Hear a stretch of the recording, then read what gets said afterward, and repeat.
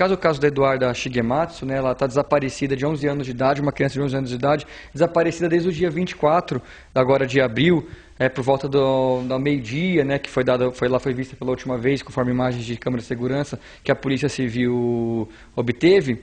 Ela está desaparecida desde quarta-feira e hoje, né, infelizmente, localizamos o corpo dela. O corpo foi localizado pela equipe da Delegacia de Rolândia, né, 29ª Delegacia Regional de Rolândia, que é aqui da 22ª Subdivisão de Arapongas, e também pelas equipes do CICRID, que é o Serviço de Investigação de Desaparecimento de Crianças Desaparecidas lá de Curitiba. Eles estão aqui desde sexta-feira para ajudar nas investigações do desaparecimento. Na data de ontem, na cidade de Rolândia, realizamos diversas diligências, né, ouvimos formalmente o pai dela, a avó e a mãe. A Eduarda, ela morava com a avó dela, que tinha a guarda dela, e morava no mesmo imóvel onde morava o pai. O pai não tinha guarda, mas eles residiam ali no mesmo imóvel, a avó e ela aos fundos, e ele na casa da frente. E a mãe dela mora em São Paulo. A mãe dela veio, em razão do desaparecimento, né, veio para a cidade de Rolândia, e ouvimos todos eles ontem. O pai, bastante frio, né, no oitiva dele, uma oitiva de mais de 20 minutos, bastante frio ali no momento, sempre falando que a filha queria fugir, que a filha dava trabalho, nessas sérias circunstâncias. A avó se contradizia algumas vezes, no primeiro momento ela fala que ela foi levada da casa, depois ela já disse que foram levados alguns objetos, bastante nervosa também. E a mãe, você vê também, né, que estava, né, nervosa, né, sem saber o que estava acontecendo.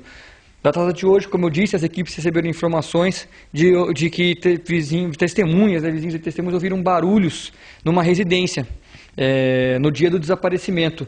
As equipes foram checar uma casa que estava abandonada, uma casa vazia, entraram na residência e viram aos fundos dela, assim, parece uma garagem, uma coisa nos fundos, um chão remexido. Né, um chão de concreto ali, mas o concreto estava quebrado, estava remexido.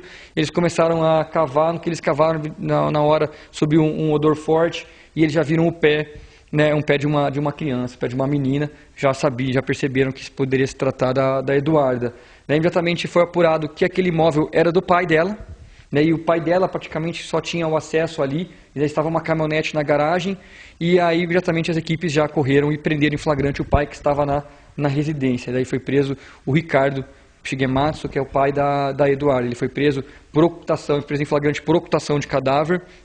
O imóvel, né, nós comprovamos que o imóvel era dele, estava desocupado, só ele que utilizava aquele imóvel, né, câmeras de segurança, tivemos imagens de câmeras de segurança, que ele sai da residência, a Eduarda no dia 24, ela chega na casa dela por volta de 11h50, 11h52, o pai dela sai depois não é possível observar ela saindo da residência, o que a gente observa é o pai dela num Gol preto, saindo por volta de 1h30 da tarde da casa, ele faz uma manobra ali com 2 carros e sai com um veículo. Provavelmente ela já estava morta dentro do carro? Sim, ele admitiu que sim. Né, antecipando aqui, né, no interrogatório formal dele, ele confessou a ocultação do cadáver. Qual que é a motivação do crime? Ele chegou a falar para o senhor? Não, ele confessou a ocultação do cadáver. Ele não confessou o homicídio dela. E o que ele fala? Eu já vou explicar. Então, aí quando ele sai do carro, a gente temos imagens dele chegando na residência poucos minutos depois. Então, 1h30 ele sai da residência dele, um pouquinho depois de 1h30, e 1h37 ele estaciona esse mesmo carro de ré nesse imóvel onde o corpo foi localizado. Ele foi interrogado agora aqui na 22ª Subdivisão, aqui em Arapongas, né? Estamos responsáveis pelo caso. Ele disse que no dia dos fatos ele estava na residência e encontrou ela enforcada no quarto dela. Encontrou ela teria se matado no quarto dela, se enforcado com uma corda. E ele, ao se deparar com a filha morta ali, ele se desespera e fala, daí ele amarra o corpo e coloca nesse carro, nesse veículo Gol preto, que ele, né, diz que ser de um sócio, e esse veículo está com esse sócio, mas não foi localizado esse carro até o momento, e leva até o local. No local ele fala que já existia ali um buraco, não uma cova, existia ali um buraco, por causa de uma fossa, e ele coloca o corpo lá dentro, fecha o cimento e vai embora. De fato, temos as imagens no momento que ele sai, ele fica aproximadamente 20 minutos no local. Então ele confessa a ocultação do cadáver por desespero.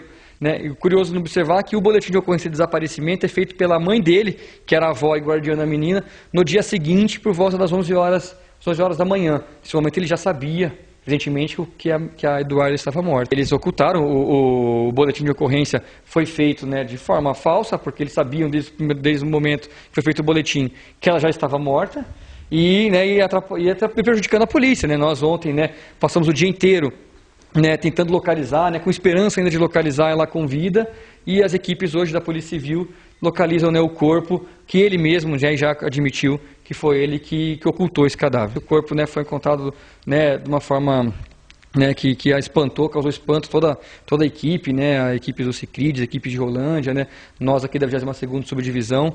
Ela estava amarrada, mãos e pés, a corda no pescoço, com um saco de lixo na cabeça e com uma camiseta na cabeça. Ele admite que colocou o saco de lixo e a camiseta por não conseguir olhar ali para o corpo da filha e que amarrou os pés e as mãos com a corda no qual ela supostamente teria se enforcado. É claro que vão ser realizados agora, né, o corpo foi encaminhado para o IML para ser feito o exame de necropsia.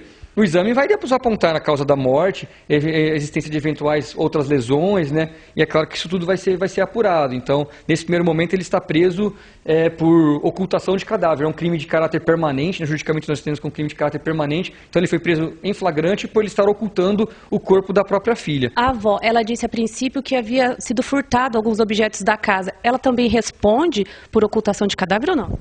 Ela não disse que foi furtado os objetos da residência, né?